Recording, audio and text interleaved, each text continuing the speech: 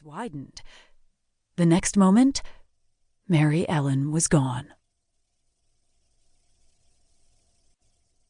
Chapter 1.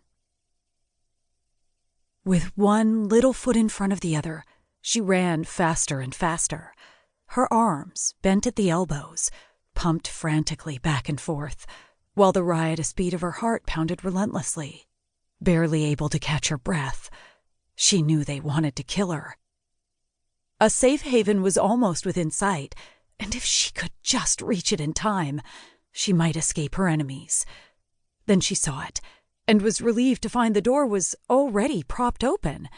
There would be no need to pause and take time to pull open the heavy door and risk capture.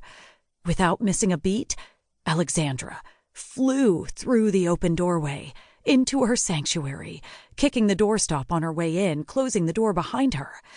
She felt a momentary sense of relief.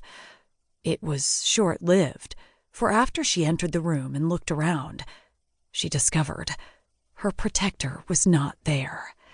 To make the situation worse, she was not alone. Tears filled her hazel eyes as she stared into the frightening face of the stranger. Paralyzed with fear, she stood frozen to the spot and glanced back at the doorway, wondering briefly if it might be possible to escape without encountering the 3 thugs who vowed revenge. Looking back to the stranger, who sat quietly in the chair, studying her with serious blue eyes, Alexandra took a deep breath and rallied her courage. "Where's my mommy?" she asked with a quivering voice. He sat there a moment longer, just staring, before he stood up and walked in her direction.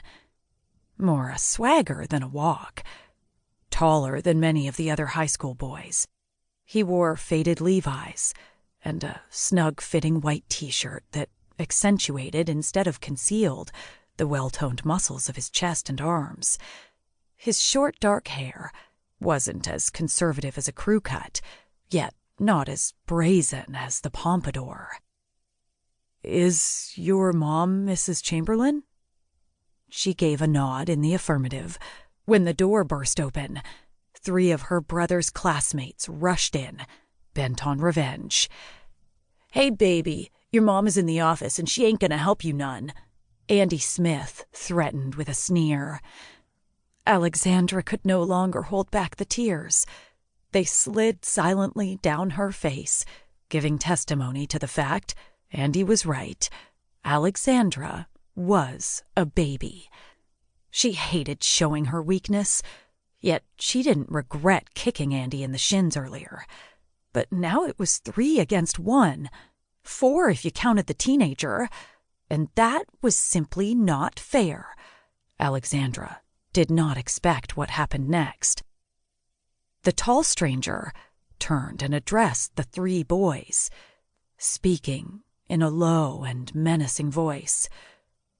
"You boys bother this kid again, and your mamas won't know what happened to your scrawny little butts. Kids like you can get lost real easy in the mountains.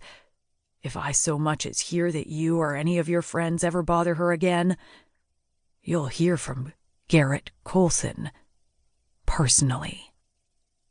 Practically tripping over each other, the 3 boys hastily fled from the schoolroom, leaving Alexandra alone with Garrett. Leaning down on his bent knee, Garrett pulled Alexandra toward him and gently brushed away her tears with the back of his hand. He smiled at the trembling child. "Thank you," she whispered, blinking away tears, her thick dark lashes heavy with dampness. "My name's Garrett. What's yours?" he asked in a gentle voice. "Alexandra Maria Chamberlain," she said, now smiling. "Whoa, that's some big name for such a little thing." He chuckled and then gave her mop of dark curls a gentle rustle with one of his hands. "You saved me. They were going to kill me." "I don't think they would actually kill you, Alexandra Maria Chamberlain. But I do believe they were going to pester you a bit. Don't worry, they won't be bothering you again. And if they do, you just come..."